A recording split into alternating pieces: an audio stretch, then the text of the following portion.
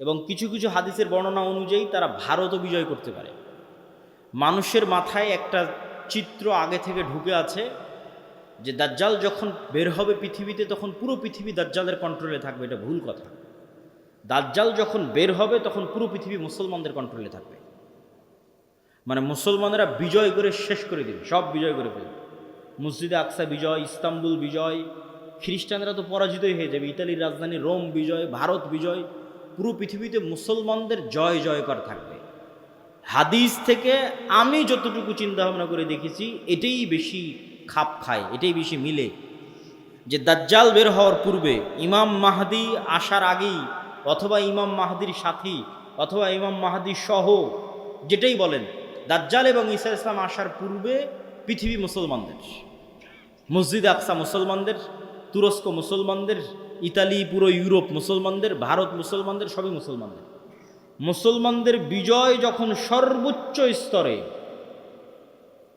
এবং দাজ্জালের কোনো ষড়যন্ত্র যখন আর কাজে দিচ্ছে না, দাজ্জালের পক্ষ হয়ে পৃথিবীতে কাজ করবে এরকম কোনো বড় শক্তি আর পৃথিবীতে নাই, এবার নিজেই দাজ্জাল বের হয়ে আসবে। কেননা যারা দাজ্জালের পক্ষ নিয়ে কাজ করতে এরা সব বিপদে পড়ে গেছে, কেননা বিজয় মুসলমানদের হয়ে গেছে। তো ইহুদিরাও এক মাসিহের অপেক্ষা করতেছে, বিপদ থেকে, বিপদে পড়লে বিপদ থেকে বাঁচায় যে সে মাসিহ, মাসিহ দাজ্জাল। খ্রিস্টানেরাও ঈসা মাসিহ, বিপদে পড়লে বিপদ থেকে বাঁচায় যে সেই মাসিহ ঈসা আলাইহিস সালাম বিপদ থেকে বাঁচাবে। খ্রিস্টানেরাও বিশ্বাস করে ঈসা আলাইহিস সালাম আবার আসবে, কিন্তু তারা এটা জানে না যে ঈসা আলাইহিস সালাম মারা যায়নি, জীবিত আছে। আমরা জানি ঈসা আলাইহিস সালাম মারা যাননি, জীবিত আছে, আর তারা মনে করে মরে গেছে, কিন্তু পুনর্জন্ম হয়ে পুনরায় ঈসা আলাইহিস সালাম পৃথিবীতে আসবে তাদেরকে বাঁচানোর জন্য, খ্রিস্টানদের বাঁচানোর জন্য। তাহলে সারা পৃথিবীর সবাই শেষ জামানার একজন বিশাল মাসিহের অপেক্ষায়।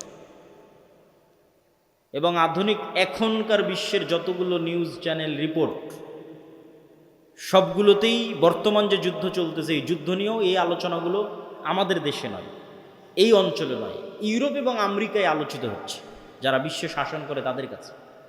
তাদের ভাষায় দাজ্জাল হচ্ছে অ্যান্টি ক্রাইস্ট ইংরেজিতে, আর মালহামা হচ্ছে আর্মাগেড্ডন, আর জেসাস ঈসা আলাইহিস সালাম উনি আসবেন।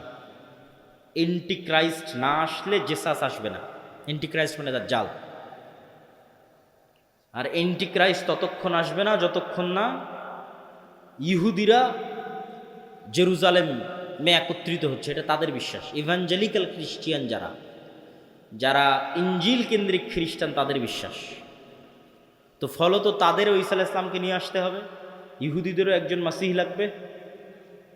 ফলত সবাই সেইটারকে সামনে নিয়ে কাজ করতেছে, যে ওইটা যত দ্রুত ঘটানো যাবে তত দ্রুত মনে করতেছে আমাদের বিজয়। কিন্তু সবার কামনা অনুযায়ী তো কাজ হবে না, সবার চাওয়া অনুযায়ী কাজ হবে না, কেননা সবাই ভুল বুঝবে, ভ্রান্তিতে পা দিবে। কি কি ভ্রান্তিতে পা দিবে বলি? ইহুদিদের আসল মাসিহা যিনি, আসল মাসিহ যিনি, তিনি তো চলে এসেছেন, কিন্তু তারা তো গ্রহণ করেন। ইহুদিদের প্রকৃত মাসিহ তো ছিল মুহাম্মদ সাল্লাল্লাহু আলাইহি ওয়াসাল্লাম নিজেই। মুহাম্মদ সাল্লাল্লাহু আলাইহি ওয়াসাল্লামের অপেক্ষায় তারা মদিনায় গিয়ে বসে থাকতো, অনেক আগে গিয়ে বসেছিল, ইমান তো আনেনি। তো এরা তো মাসিহকে চিনতে পারেনি, ঈসা আলাইহিস সালাম তো মাসিহ চিনতে পারেনি, ইমান আনেনি, ঈসা আলাইহিস সালামকে হত্যা করার চেষ্টা করেছে, নিকৃষ্ট। তো এই জন্য এদের সঠিক মাসিহ এরা পাবে না, এরা দাজ্জালকেই মনে করবে আমাদের মাসিহ, কিন্তু দাজ্জাল তো হবে ভ্রান্ত। এই জন্য দাজ্জালের অনুসারী কারা হবে? ইহুদিরা। রাসূল সাল্লাল্লাহু আলাইহি ওয়াসাল্লাম বলছেন, ইয়াতবাউ দাজ্জাল ৭০ আলফা ইহুদ মিন আসবাহান।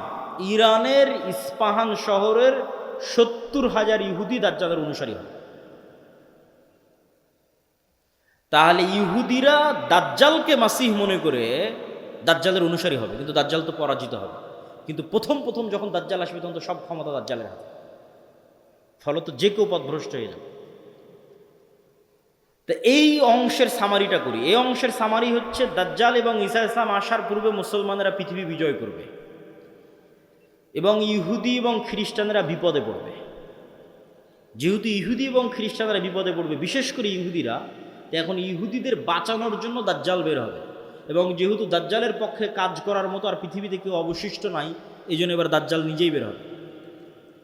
দাজ্জাল যখন নিজেই বের হবে তখন এক নিমিষে, এক সেকেন্ডে সকল ক্ষমতা দাজ্জালের কাছে চলে যাবে। মুসলমানেরা হতভম্ব, হতবিহ্বল হয়ে যাবে। আকাশও বৃষ্টি বর্ষণ করে না, জমিনও ফসল উৎপাদন করে না, দুর্ভিক্ষই নিয়তি ইমান নিয়ে বাঁচার জন্য। তথা সেই সফল যে বলবে আমি মরতে প্রস্তুত কিন্তু ইমান বিক্রি করতে প্রস্তুত নয়। সেই সফল যার একটা টাকার প্রতি অবৈধ লোভ নাই, অবৈধ একটা টাকার প্রতি ন্যূনতম লোভ নাই। আপনি নিজেই নিজের আত্মা এবং নাফসকে চেক করেন যে আপনার একটা টাকার প্রতি যদি, অবৈধ টাকার প্রতি যদি ন্যূনতম লোভ থাকে, আপনি দাজ্জালের ফিতনা থেকে বাঁচতে পারবেন না। পরকালে যার বিশ্বাস সর্বোচ্চ পর্যায়ে, পরকালে যার বিশ্বাস সর্বোচ্চ লেভেলে, ও দাজ্জালের ফিতনা থেকে বাঁচতে পারবে। আসহাবুল উখদুদ ওয়াস সামাই যাতিল বুরুজ ওয়াল ইয়াউমিল মাউউদ ওয়া শাহিদু ওয়া মাশহুদ কুতিলা আসহাবুল উখদুদ। ওদের বলা হলো হয় ঈমান না হয় সামনে আগুন, ঝাঁপিয়ে পড়ো। তো ওরা বলল আমরা আগুনেই ঝাঁপিয়ে পড়ব। তো ওরা আগুনে কেমনে ঝাঁপিয়ে পড়বে এটা ছাড়া সম্ভব নয় ঝাঁপিয়ে পড়া, যদি ওই আগুনে জান্নাত না দেখে। আর নিজের বাড়িতে যে এসি রুম আছে ওখানে জাহান্নামের আগুন জ্বলতেছে। তো ওরা এটা বিশ্বাস করে যে আমি যদি আমার এসি রুমে ফিরে যাই ইমান পরিত্যাগ করে, তাহলে ওই এসিরা বাতাস নয়, এটা জাহান্নামের আগুন। আর যদি সামনের আগুনে ঢুকে যাই তাহলে এটা আগুন নয়, এটা জান্নাত। তো এই সেম ঘটনা তো দাজ্জালের সময় হবে। দাজ্জালের জান্নাতে যে ঢুকবে ও ঢুকে গেল জাহান্নামে, আর দাজ্জালের জাহান্নামে যে ঢুকবে ও ঢুকে গেল জান্নাত। তাহলে পরকালের উপর ইয়াকিন না থাকলে তো আপনি দাজ্জালের ফিতনা থেকে বাঁচতে পারবেন না। তাহলে এবার দাজ্জালের আবির্ভাবের পর সারা পৃথিবীর সব মুমিন মুসলমান বিপদে, কোনো খাবার নাই, অসহায়, কিচ্ছু না। এবার বিপদগ্রস্ত মুমিন মুসলমানদের বাঁচানোর জন্য আসবে ঈসা আলাইহিস সালাম। এই হলো প্রেক্ষাপট। তাহলে শুরুতে বিপদে ইহুদি খ্রিস্টানেরা, বাঁচাতে আসবে দাজ্জাল। সব ক্ষমতা তখন দাজ্জালের কাছে। বিপদে এবার মুসলমানেরা। কোন মুসলমানেরা? যারা সব দেশ বিজয় করে শেষ করে দিয়েছে। তুরস্ক বিজয় করেছে, মসজিদে আকসা, ভারত, তারপরে ইতালি, সব বিজয় শেষ করে দিয়েছে। ওরা এখন চরম বিপদে। এবার ওদেরকে বাঁচানোর জন্য আসবে ঈসা আলাইহিস সালাম। ঈসা আলাইহিস সালামও এমন অলৌকিক ক্ষমতা নিয়ে আসবেন যে তার নিঃশ্বাস যতদূর পর্যন্ত যাবে, নিঃশ্বাসে কাফের মারা যাবে। আল্লাহু আকবার, আল্লাহু আকবার। নিঃশ্বাসের স্পর্শে কাফের মারা যাবে, রাসূল সাল্লাল্লাহু আলাইহি ওয়াসাল্লাম বলছেন। আর ঈসা আলাইহিস সালামের অলৌকিকত্ব এত টপ লেভেলের হবে যে দাজ্জালকে আলাদা করে হত্যা করা লাগবে না। দাজ্জাল যদি শুধু দেখে ঈসা আলাইহিস সালামের দিকে, ইয়াজুবু কামা ইয়াজুবুল মা, পানিতে লবণ দিলে যেভাবে গলে যায় সেভাবে গলে যাবে, ছেড়ে দিলে গলেই মারা যাবে। কিন্তু ঈসা আলাইহিস সালাম ছাড়বেন না, নিজে হাতে হত্যা করবেন। যেখানে হত্যা করবেন ওটাও ইসরায়েলের সীমানার মধ্যে। ইসরায়েলের বর্তমান রাজধানী তেল আবিব থেকে অতি নিকটে বাবে লুদ নামক জায়গায় দাজ্জালকে ঈসা আলাইহিস সালাম হত্যা করবেন। তো যেই ঈসা আলাইহিস সালাম এবং যেই মুমিন মুজাহিদেরা পৃথিবীর সবচেয়ে বড় ফিতনা দাজ্জালকে হত্যা করল, তাদেরকে এবার আল্লাহ বলবে তোমরা তো এত বড় ফিতনা মোকাবেলা করলা, এখন আমার এমন একদল বান্দা বের হবে, ইয়াখরুজু ইবাদি লা ইয়াদানি লি আহাদিন, কারো পক্ষে সম্ভব নয় যে আমার ওই বান্দাদের মোকাবেলা করে। ঈসা আলাইহিস সালাম এত বড় নবী, তিনি পৃথিবীর সবচেয়ে বড় ফিতনা দাজ্জালকে হত্যা করলেন, তাকে আল্লাহ বলছে তুমিও পারবা না এখন যারা বের হবে। অতএব মুমিন মুজাহিদদের নিয়ে তুমি তুর পাহাড়ে আশ্রয় নাও। তাহলে ঘটনার ক্ষেত্রগুলো দেখেন, তুরস্ক এবং সিরিয়ার সীমান্তবর্তী অঞ্চল, সিরিয়ার রাজধানী দামেস্ক, মসজিদে আকসা, বাবে লুদ যেখানে দাজ্জালকে হত্যা করা হলো, তুর পাহাড়, এই এরিয়াগুলোতে এই ঘটনাগুলো ঘটতেছে। শেষ সময়ের ঘটনা এখানেই ঘটবে, শামে ঘটবে। তো তুর পাহাড়ে আশ্রয় নেওয়ার পর কারা বের হবে? ইয়াজুজ আর মাজুজ। ইয়াজুজ মাজুজের সংখ্যা কত বেশি? একটা সহিহ হাদিস বলবো আর একটা জয়ীফ হাদিস। সহিহ হাদিসে রাসূলুল্লাহ সাল্লাল্লাহু আলাইহি ওয়াসাল্লাম বললেন যে আদম আলাইহিস সালামের পিঠ থেকে আল্লাহ মানুষকে বের করলেন, আদমের সকল সন্তানকে বের করে বলা হচ্ছে প্রতি 1000-এ একজন জান্নাতে, 999 জন জাহান্নামে। এই হাদিস রাসূল সাল্লাল্লাহু আলাইহি ওয়াসাল্লাম সাহাবীদের শোনাচ্ছে। তো প্রতি 1000-এ 999 জন জাহান্নামে, এটা শুনে সাহাবীদের মাথা নষ্ট, যে তাহলে তো আমরা সবাই জাহান্নামে। আদম সন্তানের 1000-এর 999 জন যদি জাহান্নামে যায় প্রতি 1000-এ, তাহলে তো আমরা সবাই জাহান্নামে। তখন মোহাম্মদ সাল্লাল্লাহু আলাইহি ওয়াসাল্লাম সাহাবীদের বলতেছে, হতাশ হয়েও না, এই 999 জনের বেশিরভাগই ইয়াজুজ মাজুজ। এই 999 জনের বেশিরভাগই ইয়াজুজ মাজুজ। তো কতজন জাহান্নামে যাবে ইয়াজুজ মাজুজের বাইরে স্বাভাবিক মানুষের মধ্যে থেকে, এটা তো আমরা জানি না। তো এই জন্য নির্ধারিত করে বলা মুশকিল, কিন্তু এতটুকু অন্তত বোঝা যায়, আইডিয়া করা যায় যে আদম আলাইহিস সালাম থেকে নিয়ে কিয়ামত পর্যন্ত যত মানুষ আসবে তাদের কয়েক শত গুণ হচ্ছে ইয়াজুজ মাজুজ। এই হাদিস থেকে অন্তত এতটুকু বোঝা যায় যে আদম থেকে নিয়ে কিয়ামত পর্যন্ত যত মানুষ আমরা হব, এত মানুষের কয়েক শতগুণ হচ্ছে ইয়াজুজ মাজুজ। আর জয়ীফ হাদিসটা কি? জয়ীফ হাদিসটা হচ্ছে যে ইয়াজুজ মাজুজের এক প্রজন্ম তার জীবদ্দশায় 1000 প্রজন্মকে দেখে। বুঝেন, আমরা মানুষ জীবদ্দশায় সর্বোচ্চ 2টা প্রজন্ম দেখি অথবা 3টা প্রজন্ম। আমি, আমার বাপ, আমার দাদা, আমার দাদা তার ছেলেকে দেখেছে, তার ছেলে আব্দুল্লাহকে দেখেছে, তাহলে 2 প্রজন্ম দেখেছে, দেখতেই দুনিয়া থেকে শেষ। তো ইয়াজুজ মাজুজের এক প্রজন্ম তাদের জীবদ্দশায় 1000 প্রজন্মকে দেখে। তাহলে কিভাবে তাদের জন্ম বৃদ্ধি হার এবং কিভাবে তাদের বৃদ্ধির হার, এটা সব উলদে আদম, আদমের সন্তান। তো এরা পৃথিবীতে বের হয়ে সব পানি ফসল আদি যা আছে সব খেয়ে শেষ করবে, এবং তাদের এই ভয়ঙ্কর ভয়াবহতায় তুর পাহাড়ে ঈসা আলাইহিস সালাম বিপদে মুমিন মুজাহিদদের নিয়ে, খাবার নাই, ওই সেম কষ্ট, দাজ্জাল থাকতে যে কষ্ট ছিল ওই কষ্ট। এখান থেকে আপনি আর একটা জিনিস শিখেন যে আপনি কত বড় নবী, কত বড় উলিয়া উলিয়া, কত বড় মুজাহিদ, তাও আল্লাহ আপনাকে কিভাবে বিপদ দিয়ে পরীক্ষা করতেছে। কেমন বিপদ? এত বড় নবী, তাও খাবার নাই। যে নবী নিজে হাতে দাজ্জালকে হত্যা করেছে তার খাবার নাই, সে নবী এখন আল্লাহর কাছে কাঁদতেছে যে আল্লাহ এই বিপদ থেকে বাঁচান। তো এই জন্য সবসময় আল্লাহর সামনে নত, আল্লাহর সামনে সাহায্য, এটা ছাড়া কোনো রাস্তা নেই। তো ঈসা আলাইহিস সালামের কান্নাকাটি এবং মুমিন মুজাহিদদের কান্নাকাটিতে আল্লাহ সুবহানাহু ওয়া তাআলা ইয়াজুজ মাজুজের শরীরে এক প্রকার পোকামাকড় এবং অসুখ দিবেন। তারা মারা যাবে কেমন করে? হাদিসের বাক্যটা শুনেন, কামাউতি নাফাসিন ওয়াহিদিন। একটা মানুষ মারা গেলে যা হয়, পুরো ইয়াজুজ মাজুজ একসাথে ওইভাবে মারা যাবে, যেন একটা মানুষ মারা গেল। তথা একটা মানুষ মরতে যতটুকু সময় লাগে, পুরো ইয়াজুজ মাজুজ কোটি কোটি হাজার হাজার ওইভাবে একসাথে, at a time, at a moment, at a second মারা যাবে। তো এবার ঈসা আলাইহিস সালাম জমিনে ফিরে আসবেন, তো জমিনে পা রাখার জায়গা নাই। এত কোটি কোটি মানুষ যদি মরে পড়ে থাকে কি অবস্থা হবে? লাশের দুর্গন্ধ। এবার ঈসা আলাইহিস সালাম আবার আল্লাহর কাছে কান্নাকাটি করবে, দোয়া করবে। তখন আল্লাহ সুবহানাহু ওয়া তাআলা রাসূল সাল্লাল্লাহু আলাইহি ওয়াসাল্লামের ভাষা অনুযায়ী আনাকি ইবিলিল বুখত, বুখত গোত্রের উটের কুঁজ যেমন উঁচু হয়, ওই রকম উঁচু কুঁজ বিশিষ্ট একদল পাখিকে পাঠাবেন, যেই পাখি হাজার হাজার কোটি কোটি লাখ লাখ লাশকে নিয়ে যে এমন জায়গায় ফেলে দিবে যেখানে মানুষ বসবাস করে না। উত্তর মেরু হোক, দক্ষিণ মেরু হোক, সাইবেরিয়া হোক, যেখানে হোক, আল্লাহ ভালো জানেন, যেখানে আল্লাহ বলবেন। তারপরে আসমান বৃষ্টি বর্ষণ করে এই জমিনকে পরিষ্কার করে দিবে। তারপরে ঈসা আলাইহিস সালামের শাসন চলবে হাদিস অনুযায়ী 7 বছর, আর বাইবেলের বর্ণনা অনুযায়ী 1000 বছর। তো 7 বছর ঈসা আলাইহিস সালামের এই শাসনে এতটা নিরাপত্তা এবং শান্তি বিরাজ করবে যে এতদিন যত যুদ্ধ বিগ্রহের সামগ্রী ছিল এগুলো কাজে লাগবে না, ওগুলো জ্বালিয়ে পুড়িয়ে দেওয়া ছাড়া কোনো কাজ নাই।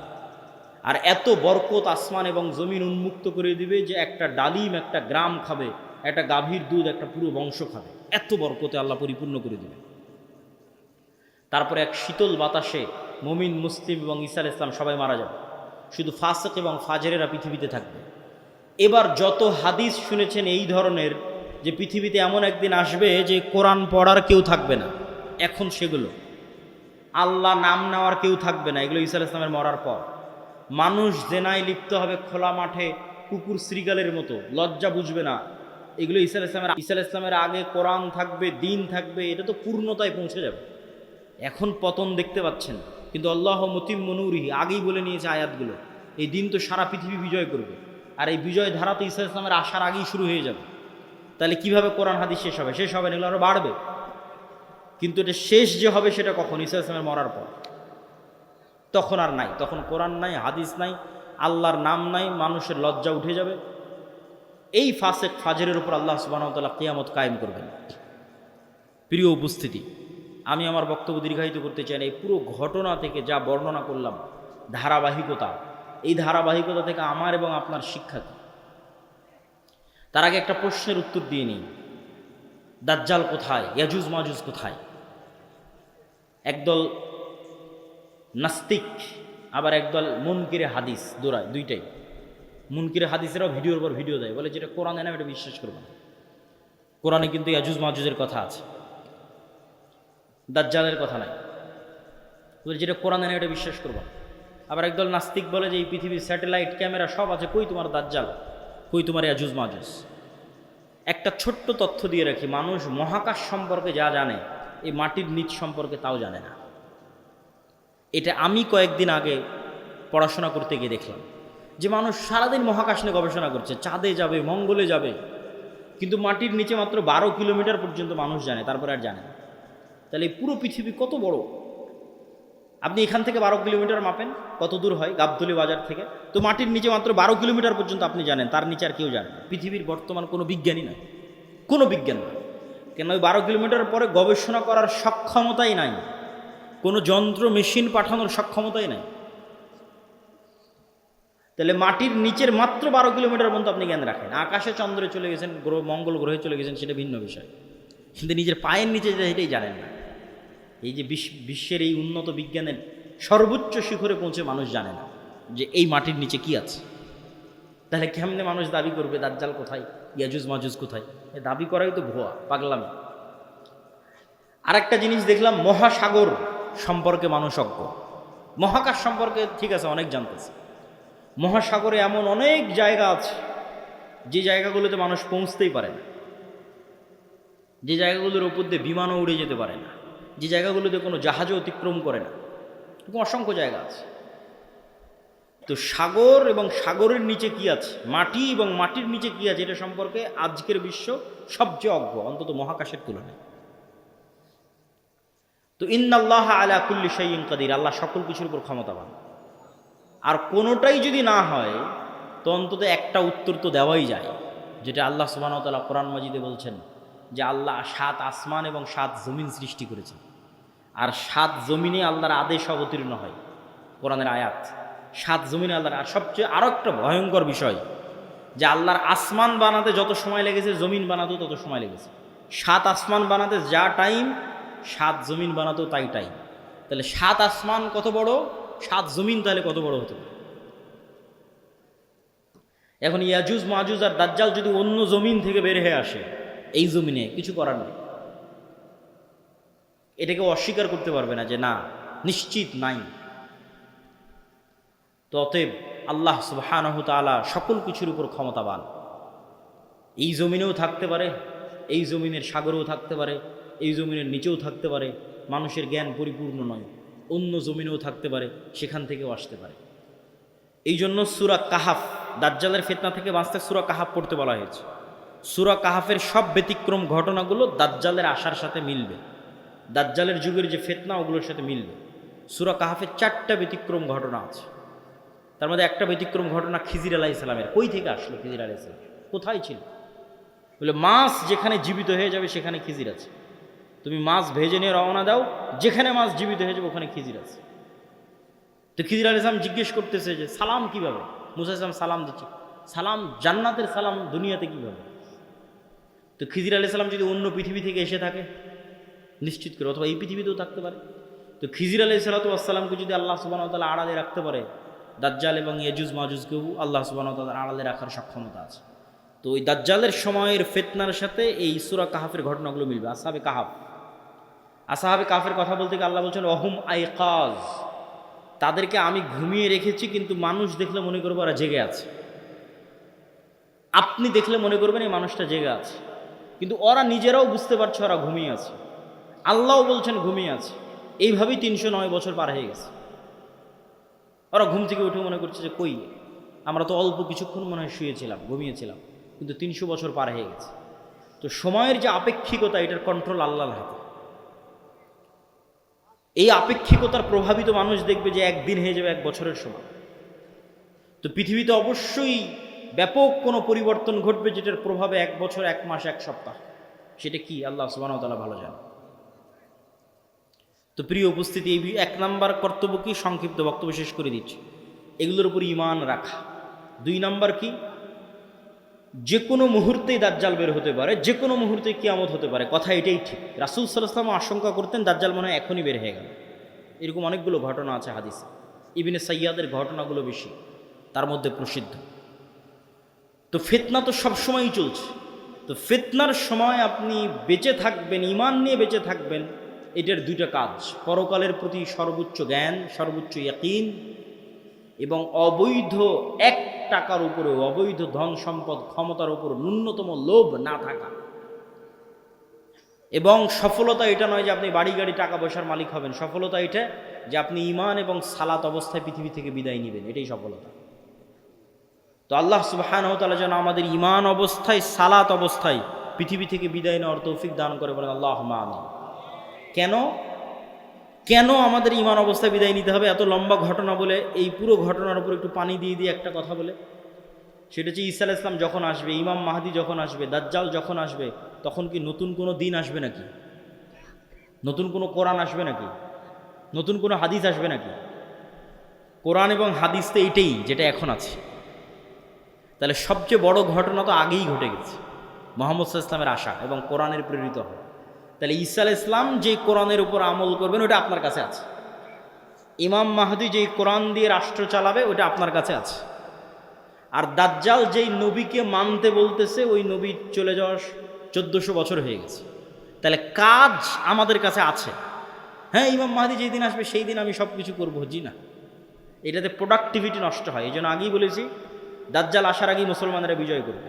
এই জন্য প্রোডাক্টিভিটি বন্ধ করা যাবে না, কেন আসল কাজ তো আমাদের কাছে আছেই। নতুন করে তো আর কিছু আসবে না। ঈসা আলাইহিস সালাম তো নতুন কোরআন আনবেন না, এই কোরআন তো আমার কাছে আছে। ইমাম মাহদি তো আর নতুন হাদিস নিয়ে আসবে না, হাদিস তো এটাই, তো ওটা তো আমাদের কাছে আছে। তাহলে কাজ তো আমাদের কাছে আছে। আরও একটা কি মাথায় নিয়ে উঠে যাবেন, মানুষের মৃত্যু কিয়ামত, কিয়ামত আমার মরে যাওয়াই আমার কিয়ামত। কেন? আমি তো পরকালের জগতে ঢুকে গেছি, কবর, বারজাখ। আমার মৃত্যুর মাধ্যমে আমি পরকালের জগতে ঢুকে গেলাম, তাহলে আমার কিয়ামত তো আগেই হয়ে গেল। দাজ্জাল আসার আগেই কিয়ামত হয়ে গেল আমার। তাহলে আমার মৃত্যু যেহেতু আমার দোরগড়ায়, তাহলে দাজ্জাল কখন আসলো, মাহদি কখন আসলো, সেটার প্রতি ধর্তব্য না করে ওই যুগেও যেই কোরআনের উপর আমল হবে, যেই কোরআন দিয়ে বাঁচা যাবে, সেই কোরআন আমার কাছে আছে। তাহলে এখন আপনার কাজ কি? আপনার নিজের মৃত্যুর প্রস্তুতি নেওয়া, আর আপনার সামনে যে কোরআন আছে, যেটা সবচেয়ে বড় ঘটনা, দাজ্জালের চেয়েও বড় ঘটনা, মাহদি ঈসার চেয়েও বড় ঘটনা, কোরআনের প্রেরিত হওয়া, এইটার উপর আমল করা, পড়া, হাদিস পড়া এবং আমল করা। এবং ইমানের উপর মৃত্যু, সালাতের উপর মৃত্যু, এটা অতীত যুগের সব নবী রাসূলের শিক্ষা। আল্লাহ সুবহানাহু ওয়া তাআলা আমাদের তৌফিক দান করুক, আল্লাহুম্মা আমিন। বক্তব্যের শেষে বৈঠকি দানের আহ্বানের পাশাপাশি 2টা জরুরি কথা। এই যে ভাইয়েরা যারা মক্তব পরিচালনা করে গাবতলী শাখায়, আপনারা আমাদের মক্তব অলিম্পিয়াড দেখেছেন এনটিভিতে, বিশাল আয়োজন। সারা দেশে প্রায় 7 শতাধিক মক্তব আমাদের অধীনে ট্রেনিং করা আছে। এখনও ট্রেনিং চলতেছে রাজশাহী জামিয়া সালাফিয়াতে, নতুন 30-40টা